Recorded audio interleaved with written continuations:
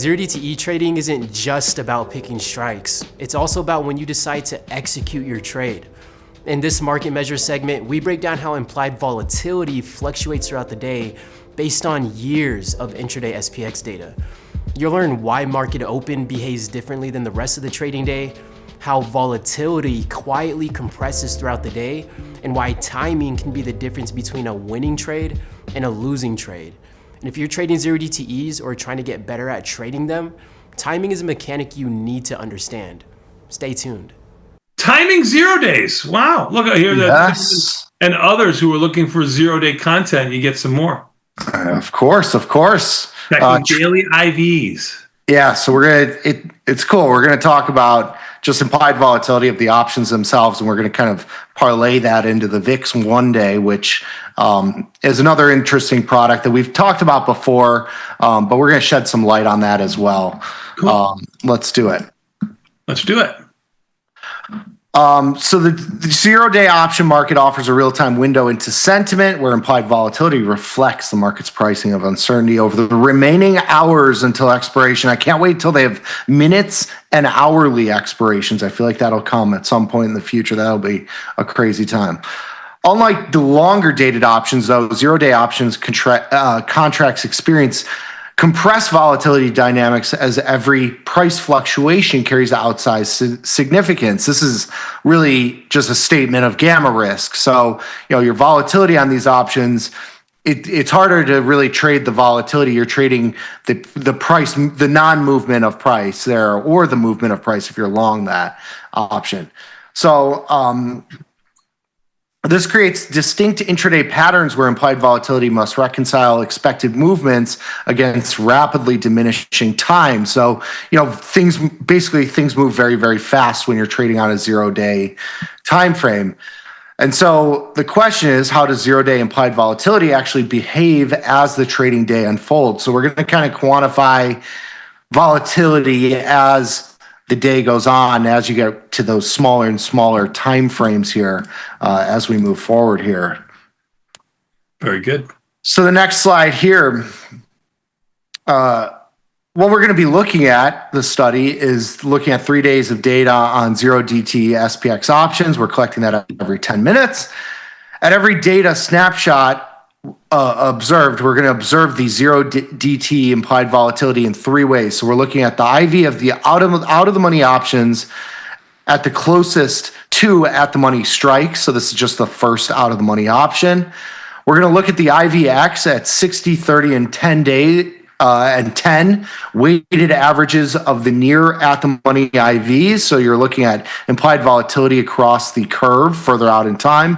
And then we're going to look at the VIX 1 day, which is the CBOE volatility index for the 0 day and 1 day options. The way it works is that it looks at 0 day and the next corresponding day volatility. So you have kind of a basket of volatility. It's not just 0 day volatility. But you'll see that there's a way that this metric changes that's intuitive, but not a lot of people kind of understand it. So we're going to talk a little bit about that. And then we're going to take the results to find a mean behavior over the course of the day, as well as a 1 standard deviation dispersion. So we're going to try and just quantify volatility for you here on a very short duration. Good. Let's do it. So at the money IV showed consistent decline throughout the trading day. This shouldn't be a shock to you, as nothing happens, so to speak. Volatility contracts. So you're typically going to have high volatility right at the start of the session, and that's where you see this kind of wide volatility. And as the day moves on, that volatility tends to contract. The first 15 to 30 minutes of the day had much wider ranges of implied volatility. This is exactly what you would think. Kind of once the market opens, that news is so quickly digested, and the market is kind of digested there. That volatility remains high, and then after that first 30-ish minutes, you get that contraction in volatility. That's why we kind of look for those. And a lot of times, when we do these kind of trade segments like fast market and what's your assumption, we'll look at the options and be like, oh, I think we missed it. Right. Well, we didn't really miss it, but we did miss the volatility. We didn't miss the move, so to speak, but we missed the volatility because the volatility is really centered around that the highest amount of duration, which on a 0 day is right at the open. You only have 8 hours. And so this should be, this is what you should expect with 0 day option implied volatility. Very nice. Very nice. So what do you think about just so far? Like, is there anything on the 0 day IV that is jumping out on you today? No, just through this research so far. Like, I mean, to me, it seems like it's behaving like you would expect it to behave on this long time frame look. Yeah, I mean, this makes perfect sense to me. You gotta like you can't wait for the 0 day. We talk about like this being if this is your core strategy, you got to be consistent with it, every day and kind of do it as your trade. To that point, you have to consistently do it in the morning. Like you can't wait. You can't be like, oh, it's a little volatile this morning, I'm going to wait. Right. That is the trade. The trade is the volatility in that first 30 minutes. That's what you're trading. You're not really trading the rest of the day. I mean, that's what this is kind of telling you. It's true. You're trading that IV right at the beginning of the day. Silver down 560. Damn it. So at the money, IV showed consistent decline throughout the trading day. We went through that. Let's get to the next slide here. So broader strike inclusion doesn't change the fundamental dynamic here. This favors early day entry of the 0 day option. So across the board, the earlier you get in this trade, the more consistent the trade is going to be. You're going to get the most exposure to volatility, which is what you're trying to target here on this trade. You're trying to target the high IV, which is present in that first 30 minutes, and then you go into the time decay aspect, which is the remaining day. You get that vol crush, and then it's about that time decay. And this is also another good visual to explain why we manage these trades so early, is because they're probably going to work right when you get this kind of contraction in vol. Like it's that first hour or so where you get a little bit of time decay and that vol contraction, it all kind of comes together in that for that position. Correct. Good way of saying it. Yes. So while there are some wild days, the most common behavior was a slow decline, tracing slightly below the mean. And so what you're looking at here is that, most days are like this. You have those outlier risks, though, which goes to the fact that a lot of these trades are going to be, like the losers are going to be full losses. And so again, this is another reason why we're managing these trades very quickly. Implied volatility contracts. You have that 20 to 50% max profit. You take the money and run, and you don't really think too much about it. That's correct. Next slide, please.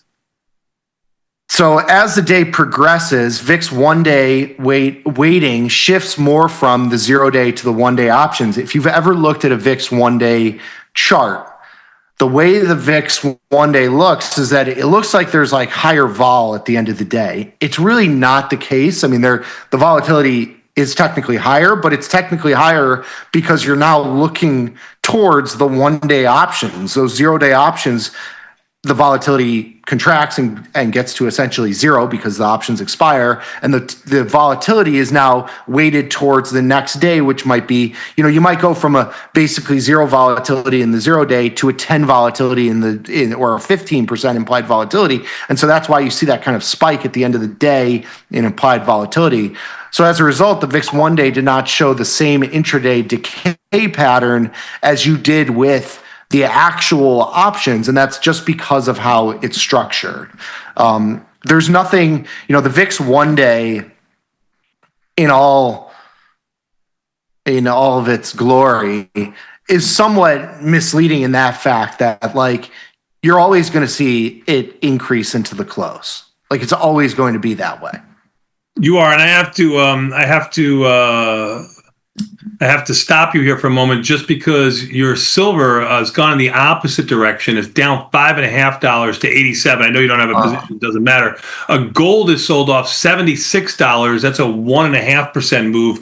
GLD is down $5.40. So the metals are moving here. Even the S&P has just reached I wonder where my GLD butterfly is now, because so it's probably a little bit better, but or maybe even the same here. Yeah, it's about the same. I don't think it moved much because now it's on the other side of. Yeah. Now the put spread's doing better than before the call spread was doing better. Yeah. That. Even the S&P's down 13 near their lows. NASDAQ down 58, also near their lows, just making new lows. Russell down 5. The Dow down 174. Volatility up 9 cents to 1837. Or should I take one of my Russells off? I'm a scoopy one of these. Russell is now equally down as much as everything else. You sold it when it was basically higher than everything else. So you certainly would be closing the Russell near the lows of the day, not near the highs. If you were to be so lucky to do that. Yeah, and it's bouncing away from me. Oh, there we go. Beautiful. All right. So I still have some Russell left over. The hindsight trade of keeping my silver and my E-minis and my NASDAQ on, I'll never forgive myself. Forgive yourself, son. If that's the best thing you can do, is forgive yourself. Okay, you live to fight another day. It's always going to be a market someplace. If silver was 5% the other direction, I'd be bitching about not closing it.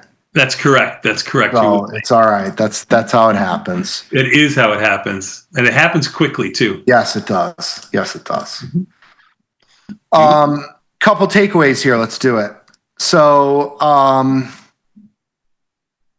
the implied volatility of zero-day options consistently fell as expiration approaches. It shouldn't shock you. The early part of the session is going to be the most volatile part.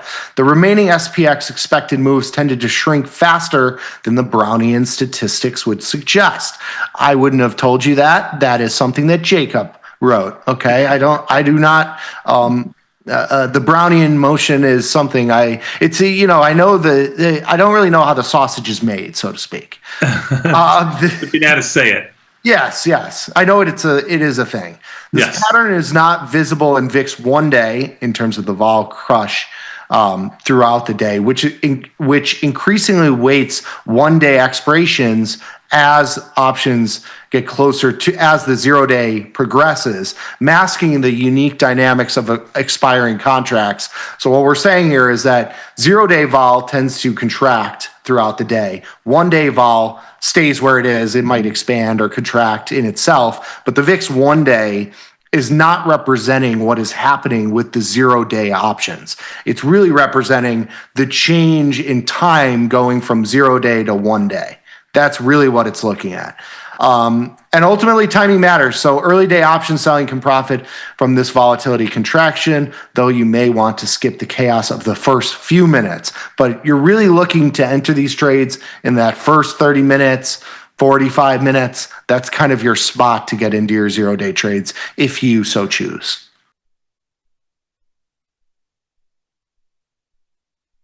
Use the mechanics, manage the risk, and if you found value here, click the playlist on your screen to see how this strategy performs in a volatile market. It's the perfect next step.